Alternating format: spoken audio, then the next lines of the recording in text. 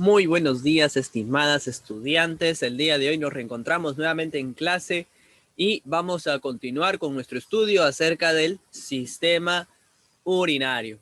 ¿Correcto? El día de hoy vamos a continuar con las funciones de las partes estructurales y funcionales de la nefrona. ¿Correcto? Así que vamos a seguir con nuestro estudio y vamos a comenzar el día de hoy. Estimado buen Dios, que estás en las alturas de los cielos y con cada una de tus hijas aquí presentes, te damos gracias porque una vez más a través de esta plataforma permites la interacción aquí con tus hijas para que puedan seguir en esta formación académica desde casa. Cuídelas a cada una de ellas, bendícelas en el nombre de Jesús. Amén.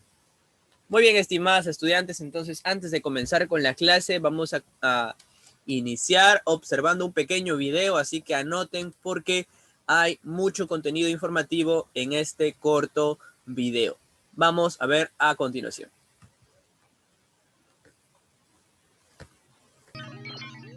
Funcionamiento del riñón.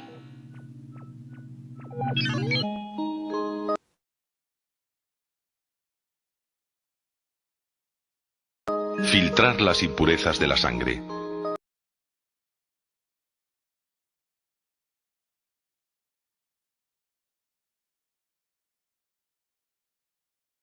Mantener constante su salinidad, así como mantener el equilibrio de otras sustancias vitales para el organismo, son las complejas misiones de las que se ocupan los riñones. Resulta prodigioso que estos diminutos órganos, de apenas 150 gramos cada uno, sean el sistema de limpieza del organismo.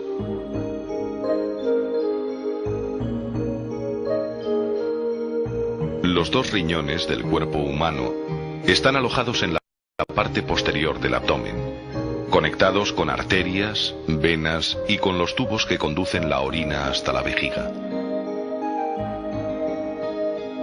El interior del riñón tiene una estructura compleja que le permite realizar su misión con un alto nivel de eficacia. Están formados por pequeñas unidades funcionales, llamadas nefronas, compuestas por un ovillo de capilares llamado glomérulo, envuelto en una especie de copa llamada cápsula de Bowman, ubicada en la corteza del riñón, y por un largo tubo en forma de U rodeado de pequeñas venas y arterias. Cada riñón contiene aproximadamente 1 millón de nefronas, las cuales están distribuidas de una forma tan organizada y aprovechan tan bien el espacio disponible, que si pusiéramos sus tubos uriníferos en línea recta, tendrían una longitud equivalente a la de 5.000 automóviles.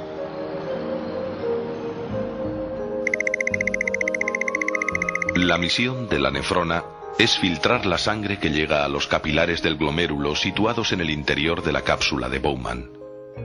Allí se absorben prácticamente todos los elementos de la sangre, salvo los de gran tamaño como los glóbulos rojos y las proteínas, que se mantienen en la circulación sanguínea.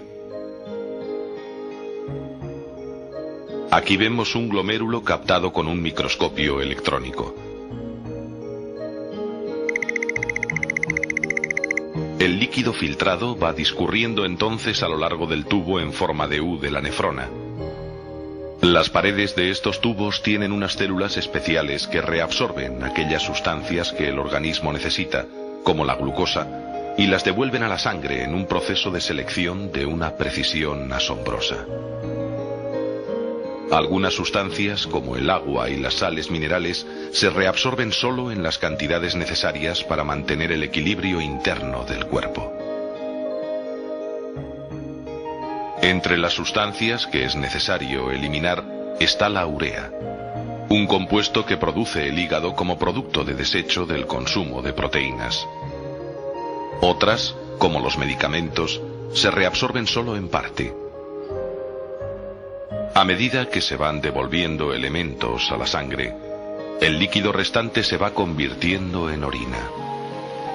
Cuando la orina sale de esas plantas purificadoras que son los riñones, ya solo contiene productos inservibles para el organismo. Los riñones humanos filtran unos 180 litros diarios de agua y la mayor parte se reabsorbe. Apenas litro y medio pasa a la orina. La orina sale de los riñones por unos delgados tubos llamados uréteres, que la destilan gota a gota en un depósito situado en el fondo del pubis, la vejiga, donde queda almacenada hasta que se expulsa al exterior a través de la uretra.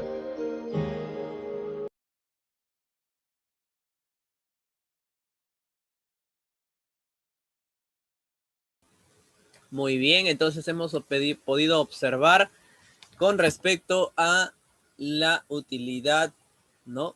Y el funcionamiento de las nefronas de forma resumida y el proceso tan específico y tan preciso de cada una de ellas para filtrar las sustancias, ¿no? Y distinguir cuáles son las necesarias para el organismo y cuáles no, para que sean, ¿no? Y sigan su curso hasta ser secretadas, ¿correcto? Muy bien, estimados estudiantes, entonces vamos a continuar y ahora vamos a ver la función del túbulo contorneado proximal, que es donde nos habíamos quedado la vez pasada, ¿no? Ahí está una pequeña imagen con respecto a un corte, ¿sí?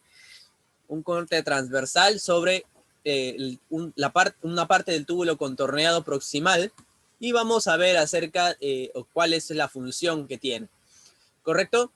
Si se dan cuenta, esta pequeña imagen nos da una noción similar, ¿no? Un aspecto similar a lo que sucede en el duodeno. Si recuerdan lo que hablamos de sistema digestivo, yo estoy seguro que sí. ¿Y por qué les digo esto? Justamente porque si ven aquí y son muy observadoras, hay una parte que dice microvellosidades, ¿sí? Microvellosidades. Entonces, esta parte bien selectiva, ¿sí? Que es por transporte activo, esta parte bien precisa se debe justamente a la presencia de microvellosidades. Al igual que en el lumen del duodeno, las microvellosidades eran las encargadas de poder procesar toda la máxima cantidad de nutrientes necesarios para el cuerpo, ¿no? Para el organismo. Aquí, en el túbulo contorneado proximal, que también tiene microvellosidades, va a pasar lo mismo. Va a ser una selección muy ardua para que las sustancias que sí le sirven al cuerpo regresen al torrente sanguíneo y las que no sigan su curso hasta ser excretadas, ¿correcto? Por eso hablamos de una precisión tan ardua en el sistema urinario, ¿no? Para poder tener este control. El túbulo contorneado proximal reabsorbe selectivamente las sustancias útiles mediante ¿qué tipo de transporte? Transporte activo, ¿correcto? Y eso ya lo hemos visto en biología. ¿Qué significa transporte activo? El filtrado glomerular pasa por el túbulo contorneado proximal. Es la primera parte, ¿sí? Es la primera parte y aquí es donde va a ocurrir la mayor parte del filtrado, ¿sí? Por transporte activo, ¿correcto? Muy bien. Número 1. Los iones de sodio. Los iones de sodio van a ser desplazados por transporte activo desde el filtrado hasta el espacio en el exterior del túbulo. De ahí van a pasar a los capilares peritubulares en la membrana exterior de las células del túbulo, ¿no? Van a haber proteínas que actúan como bombas, ¿correcto? Aquí podemos observar, ¿sí? Recuerden que esto del transporte activo va a generar una gradiente de concentración, ¿sí? ¿Entre quiénes? Entre los iones de sodio y los iones de cloruro, ¿no? Los iones de cloruro van a ser atraídos desde el filtrado hasta el espacio exterior en el túbulo por el gradiente de carga que se forma con el transporte activo de iones de sodio, ¿sí? Esta gradiente de concentración que se juega, porque el sodio va a tener carga positiva y el cloruro va a tener carga negativa, esta concentración, esta gradiente que se va a formar entre cargas, va a generar que las bombas puedan actuar. ¿Para qué? Número 1, para que, por ejemplo, regulemos la reabsorción de glucosa, que va a ser transportada desde el filtrado hasta el líquido que hay fuera del túbulo por proteínas cotransportadoras en la membrana exterior de las células del tubo, ¿sí? Y el agua, lógico. El bombeo de solutos va a permitir que el filtrado, ¿no? Desde el filtrado hasta el líquido que hay fuera del túbulo, creando una gradiente de concentración de solutos que hace que se reabsorba el agua del filtrado por ósmosis, que también es otro mecanismo de transporte de membrana, ¿correcto? Entonces, Aquí las bombas de sodio y cloro van a jugar un papel importante para que se reabsorban nutrientes y, de paso, también se reabsorban minerales, ¿correcto? Muy bien, entonces esa es la función básica del túbulo contorneado proximal. Aquí se va a llevar a cabo la mayor reabsorción de nutrientes que son necesarias para el organismo. Continuemos. Luego tenemos la función del asa de Henle, ¿no? Que el asa de Henle está, ¿no? Por un lado, ¿sí? Por un lado está anexada, ¿no? O es la parte que le sigue al túbulo contorneado proximal y va a ser la parte inicial del túbulo contorneado distal, ¿correcto? La parte final del contorneado proximal y la parte inicial del contorneado distal. ¿Y de qué se encarga el asa de Henle? Ella se encarga de mantener las condiciones hipertónicas de la médula renal. El asa de Henle es un túbulo en forma de horquilla que consta de dos ramas. Una rama descendente, como es esta de aquí, ¿sí? Una rama descendente y una rama ascendente. La rama descendente lleva filtrado hasta el interior de la médula del riñón, ¿sí? Y la rama ascendente lo lleva de vuelta a la corteza, ¿correcto? Muy bien. Ahora, ¿de qué se encarga? El efecto general del asa de Henle es la creación de una gradiente de concentración. Seguimos con la gradiente de concentración, ¿sí? De solutos en la médula renal. Los iones de sodio se bombean desde el filtrado, es decir, desde el interior, ¿sí? Que hay entre células de la médula llamada líquido intersticial, ¿correcto?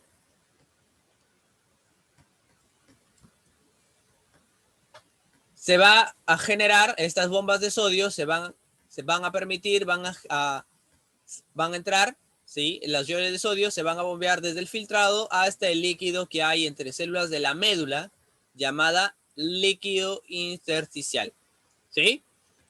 Esto genera otra gradiente de concentración. ¿Para qué? Para que haya una reabsorción de agua. Ahora, ¿cómo es que se lleva a cabo esta reabsorción de agua? Por dos mecanismos, ¿sí? Por dos mecanismos derivados de la ósmosis, ¿no? Por disolución, ¿no? O por difusión simple o facilitada. Quiere decir que tanto en el túbulo contorneado proximal como en la rama de en la asa de Henle van a haber proteínas de transporte llamadas, a ver si recuerdan la clase de biología, muy bien, llamadas aquaporinas, ¿sí? Aquaporinas. Muy bien. Ahora, esta reabsorción de agua tiene una importancia fundamental para algunos seres vivos. En algunos seres vivos, el asa de Henle es más larga. ¿Y por qué esta diferencia de tamaños? El hecho de que el asa de Henle sea más largo tiene un efecto positivo, ya que cuanto más larga es el asa de Henle, mayor será el volumen de agua conservado. Quiere decir que para los seres vivos que viven en zonas muy áridas, en desiertos, el asa de Henle que van a presentar en sus riñones va a ser muchísimo más largo para poder reabsorber la mayor cantidad de agua y no morir por deshidratación, como es el caso de los camellos, por ejemplo, ¿sí? Que viven en zonas muy secas, ¿no? Muy calientes y necesitan conservar la mayor cantidad de agua posible, ¿correcto?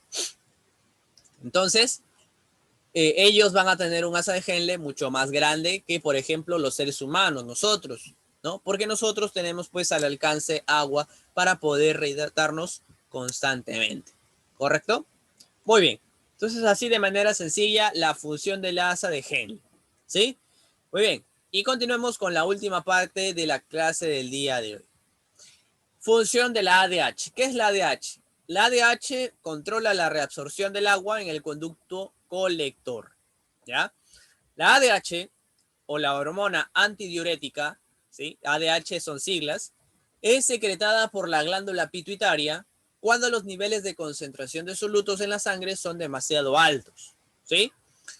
Esto provoca que las paredes del túbulo contorneado distal y del túbulo colector se vuelvan mucho más permeables al agua y se reabsorbe la mayor parte de agua del filtrado. ¿Correcto? Aquí sigue esta parte de reabsorber más agua, ¿sí?